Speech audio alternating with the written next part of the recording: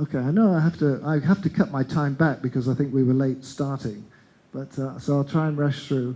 Other things that make a program stand out is, can you tailor it according to your specific needs? There are certain core subjects that you must know and study deeply on an MBA program, but also you want to make a choice in terms of your specific career objectives. How much support do you get for your studies? Is it practical? Is it relevant to what you want? Can you apply that knowledge immediately in your environment? Does it have the flexibility? So if you do a part-time program, for example, does it have the flexibility to fit in with your work routine? If you move countries, for example, let's say you're studying here, but your organization suddenly sends you to the Middle East or the Far East, ordinarily, if you don't have a global footprint, then you'd have to discontinue your program. But if a university or institute has got many operations set up in different parts of the world, then you can just plug into the nearest center like that. Accreditation. Accreditation is independent bodies who are looking at, they kind of independently measure the quality and the consistency of the courses that you're offering. And is there a return on investment, which is easily measurable, what you earned before and what you earn after? Ranking, we talked about. International faculty, global footprint, we talked about. Is there a focus on the BRIC countries? Who are the students? At what level are the students? What are they at? That also affects your choice, international perspective. If you have a footprint that looks like this, then it's probably a good thing. Because it's a Manchester, we offer, it's a global MBA. We encourage the students to actually take their workshops in different venues. And we pay their accommodation for up to 10 days throughout the program if they actually do that. So, many of our students will do workshops in Miami or the UK, Dubai, Malaysia, Singapore, and Shanghai, and so on, in order to get that multicultural mix into the equation. Okay, here's a particular structure. I know it's probably difficult to read, but you've got marketing, managerial economics, operations management, financial management, accounting, corporate finance, and this is a similar full-time program, and the part-time program is a similar kind of structure. But there are other streams you can take. For example,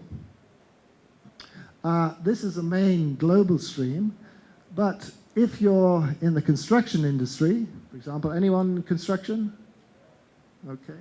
Then you can swap out some of those modules and do like working collaboratively or supply chain management, sports, management of sports projects, finance, management accounting, engineering, supply chain management, and project management.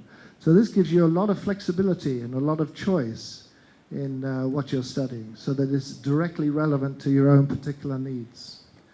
Okay, I won't go into this as there's not time, but this is a typical structure of what you do if you're doing a part-time program. There's your own reading, there's online discussions, there's assignments, and then there's workshops, and then they're finished with an exam. What are the support issues? Okay. It's always good if a program starts with a leadership module, and then that leadership will flow throughout the program. You have the face-to-face contact with your professors. That's really important, obviously. You have mentors and facilitators who are there to help you with your studies. You have a business simulation module where you're trying out your own ideas on a potential business. You do a project with extra supervision. Professional development, you monitor your own professional development as you go through the course. And the career services that you are provided both during the course and at the end of the course. And then, of course, you have the Alumni Association. How big is the Alumni Association? How can the Alumni Association help you wherever you want to go in the world to consolidate your career? Okay. Typically, a career management service should have something like this in terms of the stages. Self-evaluation. What are your strengths? What are your weaknesses? Research into particular industry, career matching, what are the jobs available, self-marketing, job hunting strategy, and offer and negotiation.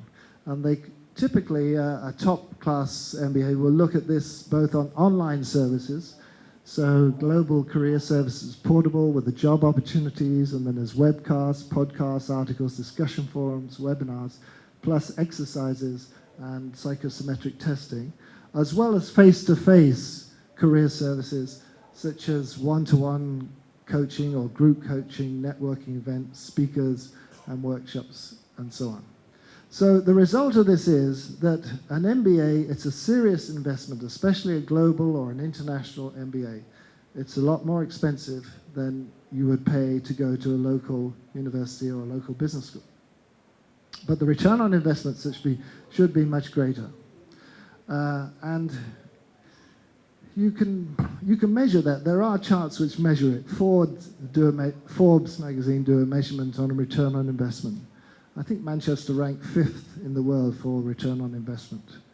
So that's monitored by how much you earned before and how much you earn after the program. So that just about finishes me. So if you have any questions now.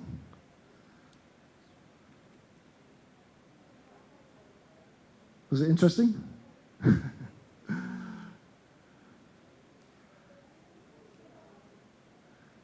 Nada, nothing.